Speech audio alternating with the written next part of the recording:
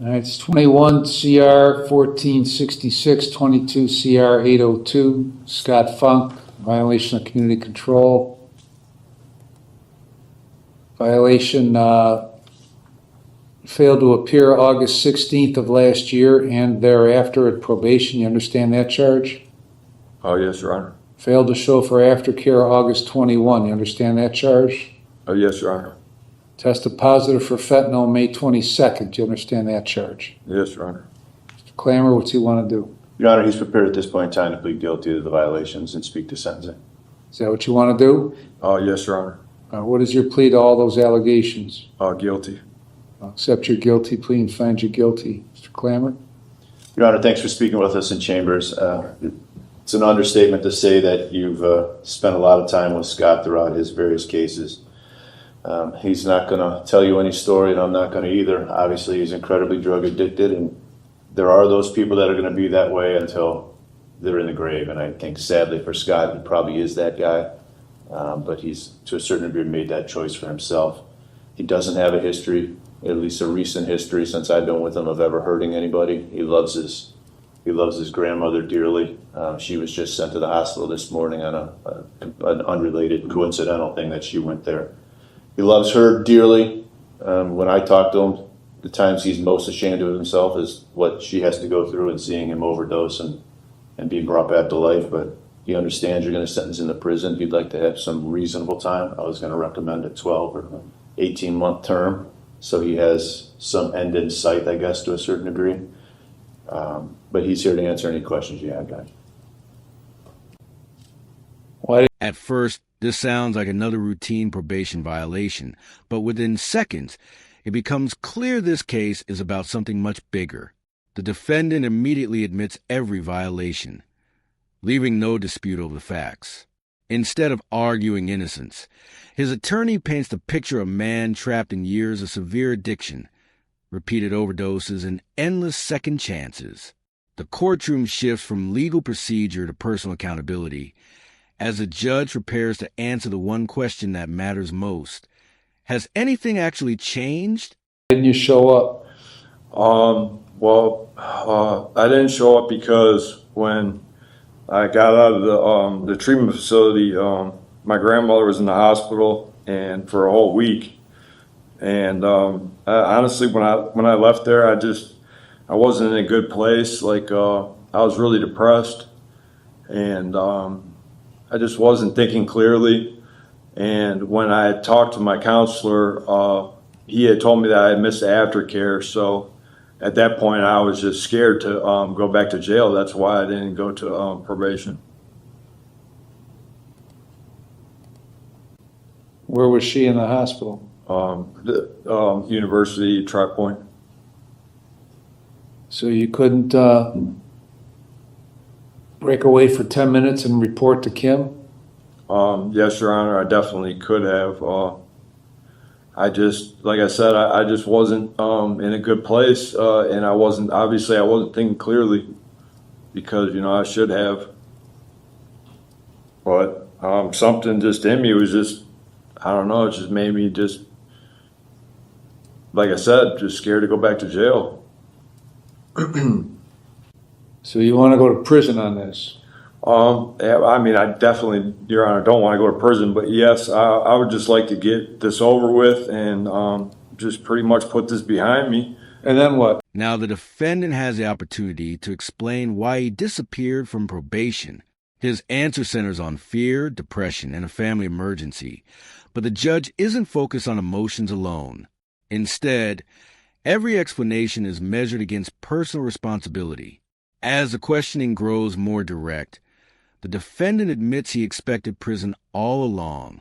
That admission changes the tone of the hearing, revealing someone who seems resigned to consequences, while still unable to explain why addiction continues to control every major decision in his life. And probably going to be moving back to Hawaii. For what? To live there permanently. What are the drugs like over there? I don't know. I really don't do a whole lot of drugs there. There's so much stuff to do. I like staying. And why do you do so much here? If I could figure that out, I would have stopped this a long time ago. What have you done to try to figure it out? I mean, I've done all kinds of treatment and meetings, and I've tried a lot. Like, I don't know. How many times you done treatment? How many times you completed treatment? Every time I've done it. I've never not completed anything. You hear that sound? You hear that sound? I'm not sure. I hear a ticking sound. Yeah, right. You know what that is? No, Your Honor. It's not a bomb, it's a clock. Oh, okay. How many ticks you got left? Hopefully a lot. Well, not very many if you keep putting that shit in your body. Right? You're right. That's no mystery to you, is it? No. Okay. Who's sitting in the back of the courtroom here? That's my uncle. Is he the one that's going to bury you when you overdose on this shit? I mean, if I did, then, I mean, he probably would. Hopefully. You don't give a shit about him? I do. I love him. This is the moment that transforms a hearing into something viewers won't forget. What begins as a discussion about moving away quickly turns into a much deeper conversation about addiction, mortality, and the choices that keep repeating. Then the judge delivers an unforgettable analogy, comparing the defendant's future to a ticking clock running out of time. Moments later, the courtroom falls silent as the conversation shifts to the painful reality of overdose and the devastating impact addiction leaves on the family members forced to watch it unfold. Well, you have a funny way of showing it. You didn't complete Stella Maris in '08. You were discharged one day, after one day, against medical advice.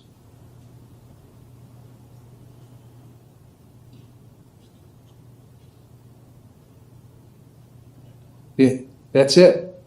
And then you got something at Lake Erie Correctional that you report that you completed. Outpatient at Lake Erie Correctional Institution. You ever hear of that, Kim? They let guys go in and, well, what the hell is that? I'm out there running them now. Okay, so it never happened. Okay, so you'd never done treatment. Yeah. No. That was, I believe that was IOP. Yeah, I did that there. You were a prisoner there and you did IOP? Yes, Your Honor. That's unique. Okay. Well, nobody has a record of that, so you've never tried anything, so you're not interested in trying anything, so I ain't getting in your way anymore, okay? Kim's got other people to babysit that actually show up. The hearing takes another dramatic turn as the judge carefully reviews the defendant's treatment history, and the story begins to unravel. Records don't match the claims made in court, raising serious questions about how much effort was truly invested in recovery. Years of opportunities, probation, counseling, and rehabilitation are weighed against the same repeated outcome. At this point, the judge reaches a difficult conclusion. The court can't force someone to change. It can only respond to the choices placed before it. And those choices have finally exhausted every available second chance. I terminate your community control on 21 case, 12 months, credit for 315 days. On the 22 case, count 1, 18 months, count 2, 12 months, count 3, 12 months, concurrent, credit for 326, concurrent to 21, 1466 costs on both cases. So you're going to do some time, and then nobody's going to get in your way. You want to kill yourself, then you'll go get the drugs and you'll do it. Anything else, Mr. Clammer? No, Judge, thank you. How much time do you have? For 18 with his credit. 18 months? Yeah. 18 months. All right, Kim. 18 Good luck is to all. you, Scott. Yeah. So you need a couple $100 for me to put into that account to get in jail? No. All right, well, 2.25 glasses, but I can't read. 0.25? 2.25. 2. See, Randy, everyone.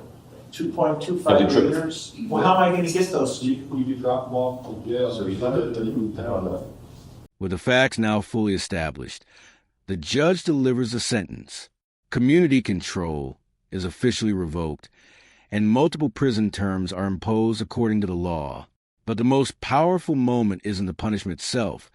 It's the warning that follows. The judge makes it clear that no court order, probation officer, or treatment program can stop someone determined to return to drugs. The responsibility now rests entirely with the defendant. It's a harsh conclusion, but one shaped by years of failed intervention and the deadly reality of fentanyl addiction. In the end, this hearing wasn't really about missing probation appointments or a failed drug test. It was about a man who admitted he knew addiction was destroying his life, yet still couldn't stop returning to it. The judge heard every explanation, every promise, and every reason, but concluded that years of opportunities, treatment programs, and supervision had produced the same outcome.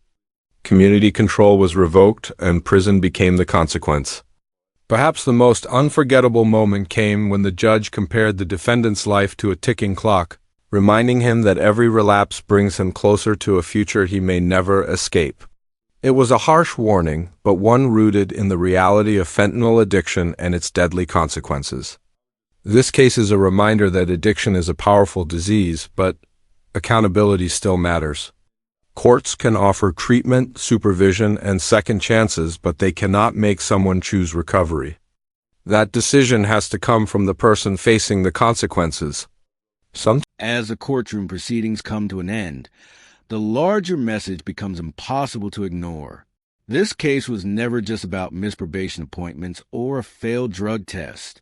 It became a powerful reminder of the ongoing struggle between addiction and accountability.